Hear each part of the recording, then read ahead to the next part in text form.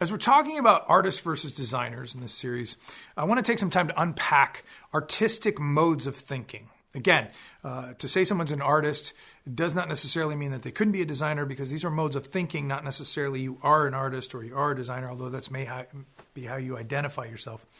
But in thinking through the artistic mode of thinking, as we said in the last video, that artists have one goal, which is to express themselves, to express their ideas and the ways that they see the world, to their vision, their imagination, to express themselves in ways that make sense to them, that actually they're working through and helping other people see what they see. In doing so, they become the master of the process. They have to say, this is what I'm intending to create. This is mine. In doing so, they tend to feel a little bit like they're being forthright and direct. So they aren't necessarily always afraid of conflict. You can see this in Michelangelo. Michelangelo is actually in conflict with the Pope, one of the most powerful people in the world, over the Sistine Chapel. Purportedly, these two are going at it because Michelangelo has one vision and the Pope has another. Michelangelo is the master of the process as the artist, and he says, this is what I want. That's an artist. They're the master. Picasso didn't care if people liked his art. He wanted to make what he saw and what he wanted to create. And if you liked it, great. And if you didn't, you didn't. This is both the freedom of being an artist to express and show the world what you see, and also the difficulty, because you may be misunderstood. See, the thing that makes art so fascinating to me as a communication professor is that art actually communicates complexity, typically. Most of the time, art communicates complexity. It has many messages built into the same piece. So the artist may have created something, whether it's realistic or abstract, that they are clear about in their own mind as they're expressing it. But that doesn't mean that their audience who looks at it may think, well, there's 42 different things going on here based on the 42 people looking at it. This is why art tends to lead to a lot more interpretation. And usually, at its best, in my mind, because I love it when an artist gets to this level, it leads to more questions. You see, an artist helps us see the world the way they see it. They express it the way they see it. And in doing so, we have to interpret, what do I see? What does it say about me? What are the questions it's raising about the world? And helps us see the world, to expand the ways that we see the world, to open up the possibilities of ways of looking at the world and perspectives. Art has that capacity, and we need art for that reason. But that also can be discouraging if you had a particular thing in mind that you were trying to communicate and you expressed it, and then because it's art, it can be interpreted in a wide variety of ways, some of which you didn't intend. So how do you do this? Well, I think art seems to have a three-step process.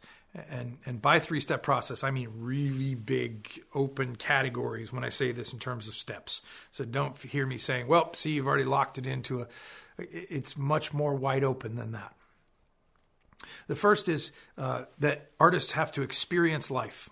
They have to go out and do some things or have some experiences that are engaging, that change them, that shape them, that mold them. And some people say, well, so you mean I have to go take a trip or get on a plane and fly to the other side of the world? No, not necessarily. I've heard of artists who spent most of their life in hospital beds. And that suffering, that experience of that suffering shaped their art. Or people who spent time in political prisons, or people who have spent time all over the world in a lot of different spaces. Those experiences then, as a creative, filled their cup. What do I mean by that? I think all creators, but especially artists, have this cup that is their creativity. And they know that they're best when they're expressing out of the overflow of that, out of something's been poured into it, and they can now pour that out to the world so that the world can see that. In that space, though, it's possible to drain the cup so that there's not much left. And the way that you fill that back up is with experiences. You've got to try some new things and experiment and be open and say, hey, I'm going to go to new places and try new foods and meet new people. As you start to experiment and open to different perspectives and different ways of engaging, you start to fill that cup so that then you can begin to, the second step of the process, explore what does that mean? And then how do I explore with mediums what that could look like in terms of art? When you explore the meaning, it can be all kinds of different things. I think there's moments where artists are exploring the meaning through philosophical frameworks. I think there's moments where they explore them through psychological constructs. I think there's moments where people are just actually working through it intuitively, and they may not even be consciously aware, but they're trying to work through that. So when I say explore, I want you to hear a wide open category, because I've met people who actually started with a medium instead of a meaning. They just started and said, I'm just going to start painting stuff and see what comes out. And after that experience, let me talk and think this through in terms of ways that I can explore that in mediums and then see what expressions come out of that. But I think the key is you have to think through exploring as this open, playful process to allow yourself to really expand into the space and think it through. Because the last part of this is expression. You have finished and you have something to show the world. You have something to show your friends. You have something to show. This is an expression of who I am and what I think and how I see the world, how I engage it. So, some advice for young artists. The first piece of advice I would give you is this. You're going to have experiences. So, follow your gut. If there's something you want to try, go try it. If you're saying, hey, I'd rather go mountain climbing, great.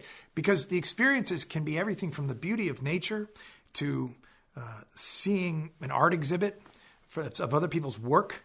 It can be the experiences of being with a group of people and actually listening and hearing their stories, or going off and having your own story. There's a lot of different space in here to have life experiences that can shape and mold how you're going to create out of those spaces. The second piece of advice is that to explore, you're going to have to be open to new mediums. To say, I don't know if this is paint or photography or film or a new poem or a book. I don't know either. But there may be a variety of different ways to express the same idea. Which one is the one that makes sense to you? And as you chase it down based on your strengths, based on your talents, how do you express in that space? Be open to a variety of mediums. But more importantly to me, in terms of exploration, is that you're going to need time. One of the challenges that I put out to some people, and even in conversations, and you feel free to dialogue with me about it if you completely disagree with me, I totally understand. This is just an opinion. But one of the reasons I think there are so few American artistic masters, especially artists in terms of painting or drawing, or one of the reasons I think there's so few American masters is because they haven't had or taken the time to develop and explore the meaning and explore the mediums. What do I mean by that? Well, I think because America is so focused on speed and productivity and efficiency, we have an experience and then we want to create something and we want to get and move on with it. Whereas when I look at the European and the Asian masters, they had a tendency to slow down. So the few moments that I see in America where people have actually slowed down, developed their craft, explored a space, explored a set of ideas, taken their time. You start to move toward that level of mastery. Whereas if you're going to move fast, if you're going to be efficient and productive and just churn it out, I kind of question whether or not you're ever really going to get to a level of mastery. Here's my point. If you're a young artist, take your time. Explore your craft. Spread out. Learn all the different nuances and parts of your craft so that you can grow into those spaces and flourish into those spaces. Because if you keep trying to hurry, you'll never get there.